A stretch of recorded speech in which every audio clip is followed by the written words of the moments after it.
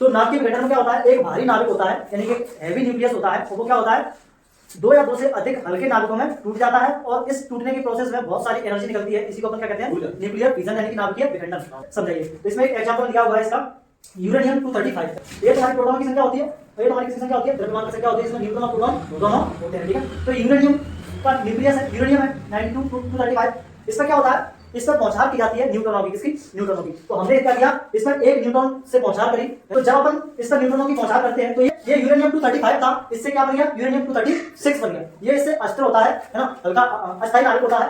फिर क्या होता है, फिर ये वाला जो यूरेनियम 236 है ये किसमें बदल जाता है, तुम्हारा बेरियम और क्रिप्टॉन, है ना, दो हल्के न्यूक्लियस बनते हैं। ये भी तुम्हारा एक हल्का न्यूक्लियस है बेरियम, ये भी तुम्हारा एक हल्का न्यूक्लियस है क्रिप्टॉन, और साथ में क्या बनते हैं, तीन न्यूट्रॉन भी बनते हैं। और यही आगे तीन न्यूट्रॉन क्या करते हैं, आगे चल करके वापस से इसको यूरेनियम 235 को तोड़ेंगे, है ना, वापस से इसको हल्के नाभिक में बदलेंगे, अस्थायी नाभिक में बदलेंगे, और फिर से इसे बेरियम क्रिप्टॉन बनेंगे, और फिर से उससे क्या होगा, तीन न्यूट्रॉन बनेंगे, और साथ में क्या बनेगी, तुम्हारी एनर्जी बनेगी। ये जो तीन न्यूट्रॉन बन रहे हैं, यही तीन न्यूट्रॉन क्या करते हैं, आगे जाकर के नए नए नाभिकों को तोड़ने का काम करते हैं।